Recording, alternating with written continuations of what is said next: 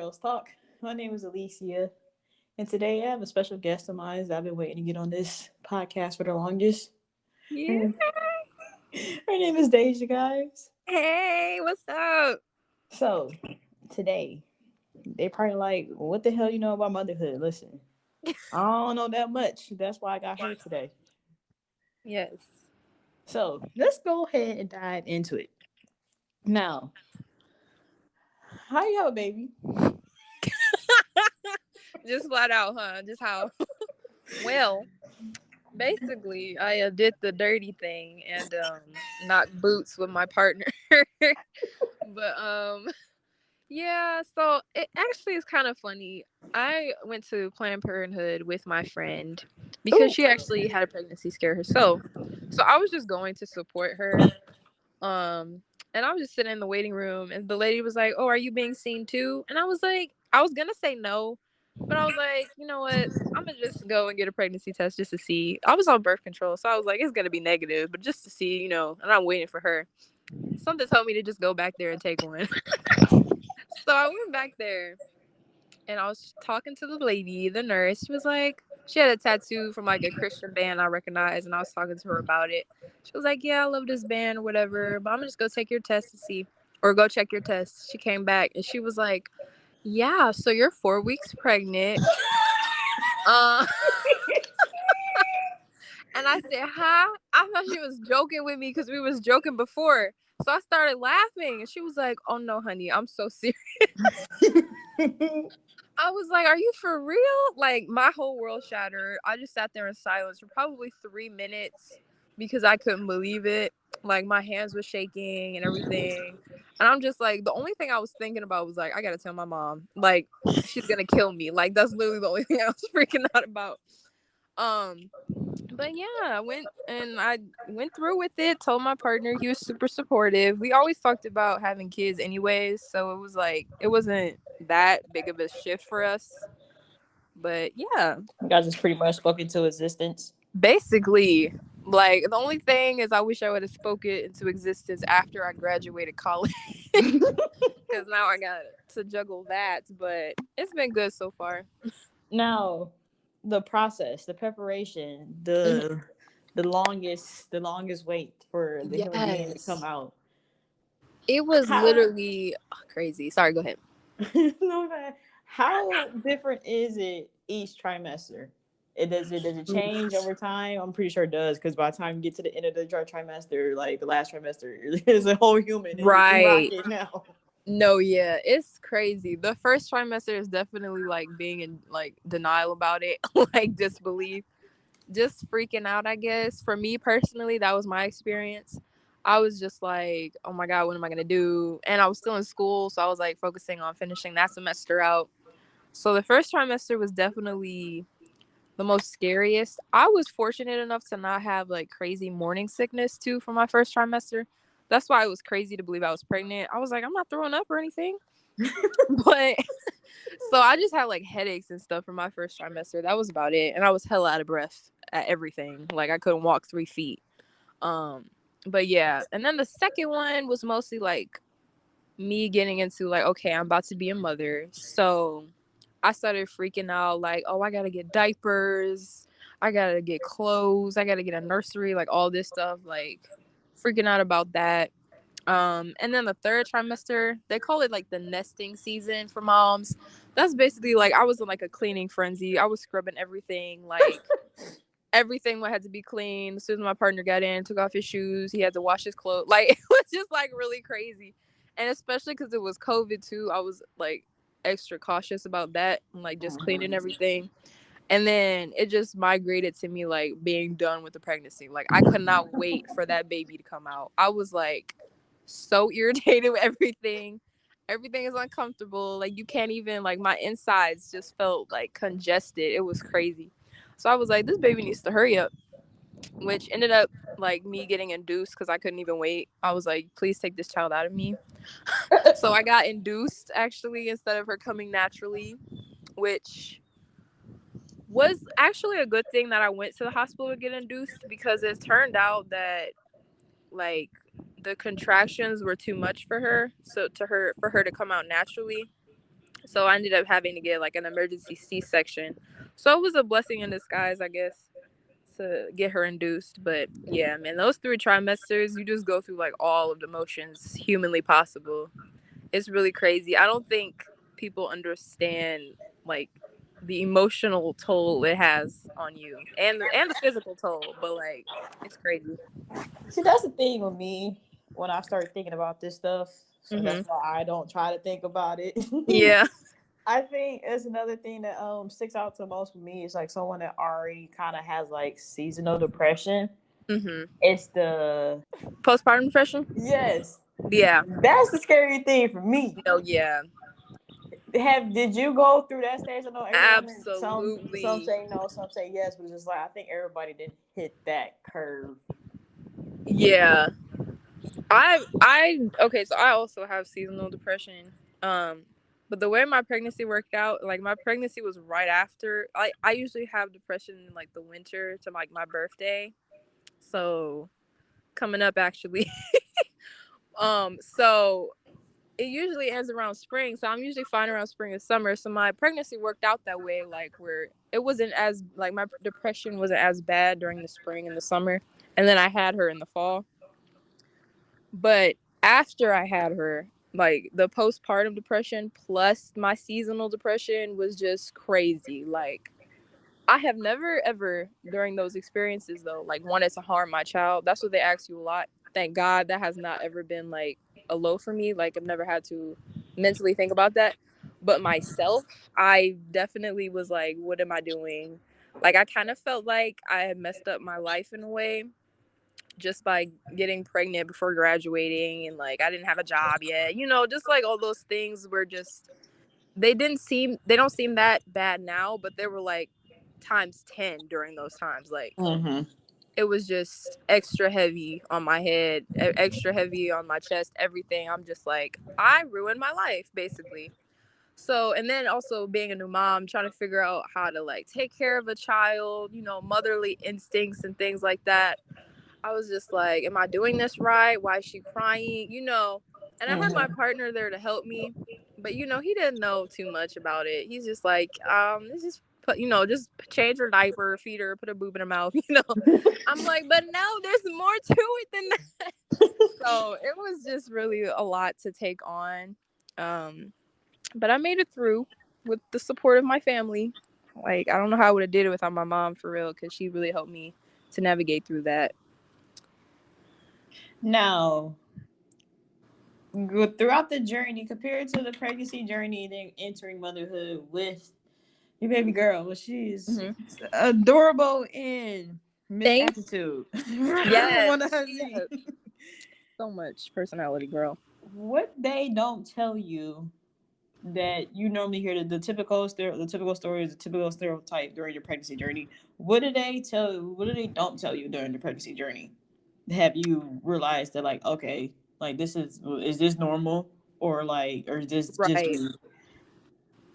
A lot of the things they don't tell you, I feel like, is not. Yeah, we already talked about it. The postpartum depression they tell you about, but they don't also tell you about like the mood swings throughout the pregnancy. Like I know women are typically known for having mood swings, but they're just like extra. I There was not a day in my pregnancy. This is sad. This is a sad fact. But there was not one day I don't think I cried. Like I cried every day pregnancy. And it wasn't even bad stuff. It was like stupid stuff. Like I dropped my ice cream. Like that type of stupid. Like I cry about everything. It was so bad. So I don't think they really go into depth about how crazy it is. But again, it's different for every woman. For me, that was my experience. And just the physical toll it has on your body. I know we talk about, oh yeah, women are strong for pregnancy, but like no, we like are actually amazing. Like the transformation that our bodies go through and then they have to go back to like the regular form is just insane. Like the the aches and pains and things like that is just it's just a lot. And another thing they don't tell you, I feel like after like post baby, it's just like it's gross, but you just bleed a lot. Like I was just astonished at how much I was like, am I dying? What is I'm going on? Because I'm pretty sure, like, depending on how your body is, Mm-hmm. when you had a C-section, now that's another thing. Since you had a Yeah. C-section, were you still bleeding out the coochie? Yes, girl. Yes. I was like, oh, good. I bypassed that. Nope. I still had to wait 6 weeks. I was still bleeding. I was like, I didn't even do it that way though. Oh wow, that's Yes, you something still new. bleed even with the C-section. So, because they still press on your stomach and stuff to make sure it goes back down, and that causes you to bleed. Oh, So yeah, it's crazy. now she's only 6. Today, she's about to be 10 months this weekend. Oh, what the hell? I know, it's crazy. She's about to be a whole year soon. Not me talking about 6, 7 months. No, that baby is Yes, grown. basically yes. She act grown too. So you're pretty much made it to the year. You're pretty much at that year mark where Yep. it seems like is it a relief? I see like a lot of people finally feel like they have survived that year now. They just on rolling with the journey now. Yes, it's definitely a relief. It was a relief when she started being able to like eat table foods, because I felt like okay, now she can like grow on her own type of thing. Mm-hmm. Where she was just relying on me for like breast milk and stuff like that. I was freaking out. Like I feel like I was the only one who could take care of her. But now like I could drop her off at my mom's and stuff, and I feel fine about it. But yeah, no, the year mark is coming up, and I'm so happy that she's just healthy and she's growing. She's beautiful, and her personality is like amazing. So I'm happy. Now, what do they don't tell you during the motherhood within that first year that you thought it would be easy breezy, but it's just like it just took you off the track for a second? Yeah. Mom guilt is a thing. Like I said, like I felt like I couldn't leave her with people. Um, it's just like a weird feeling where like you just feel responsible for every aspect of her life, and you are responsible, but it's just learning how to give yourself a break sometimes and being okay with it and not feeling like you're failing your child for like wanting to go out with your friends or something like that. So mom guilt is definitely a big thing that I've had to overcome. And what else? Just like I don't know, like it's not, I feel like kids kind of raise themselves a little bit. Like like I know I gotta teach her things, but it's like natural for her to like, okay, now I'm gonna learn how to start crawling. You know what I mean? Or now I'm gonna learn how to start rolling over. And I'm like, oh my goodness, what if she don't know how to do these things or like she's delayed? But she just was like, okay, mom, I'm gonna start crawling today. And she just like started squirming up the bed and stuff. And I'm like, okay, look at you. So it is scary, but I feel like some things for babies come naturally. So just not worrying too much and making sure that they're going at their own pace and not other kids' pace. So because like I was always look at other kids and like, oh, that kid's sitting up, why isn't my baby sitting up? But babies all grow different, and as long as you're just taking care of them and nourishing them properly and loving them, then they'll be fine. Now, I think that someone who doesn't have kids who do want kids in the near future, Mm-hmm. like I said, I think my biggest fear is like the whole how to handle the depression, the Mm-hmm. postpartum depression. Yeah. I think another thing is I feel like being self conscious with your body, Yeah. especially Uh-huh. like you see me on Instagram talking about at these guys. Oh So yes, yes, yes, girl. it's just like when you're in a relationship, that's Uh-huh. another question. When you're in a relationship and you have the kid, how much security did you feel knowing that your partner was by your side throughout the way and like he has not Mm-hmm. looked the other way even after the baby? Yeah. You know what? I hit the jackpot because my partner is amazing. I don't know what I did, but I'm so grateful that I have him, because like this is one thing where I feel like my opinion is not that accurate because I've had him throughout my whole pregnancy, and because he's so amazing, like with just making sure that like I'm comfortable. So like he will always tell me, "Oh, you look good today," when I felt fat or whatever, things like that. Mm-hmm. So for me, as far as the body self-conscious thing, or like being self-conscious about your body, I felt horrendous during my pregnancy.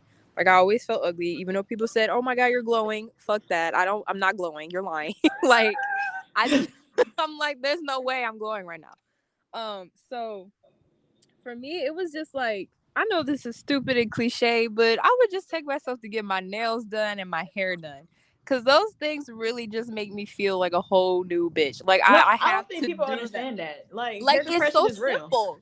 Hair Yeah. depression is real. Like that's the Yes. thing I have learned about myself. I'm just like, listen, if the hair is not done, the toes and the nails need at least be done. But that can only cure the depression for so long. Yeah, that's true. That's true. So like as far as long term, I don't know how to answer that, but the short term, it really helped. Like even now, just being able to leave and go get my nails done or something like that, and just take time for yourself is helpful. Another thing that helped me was like I started journaling. It doesn't work for some people, and it didn't work for me in the past, but now it has like been a life changer. Just writing down everything that I'm feeling, and then going back like a couple days later and seeing how your life has changed since then or whatever.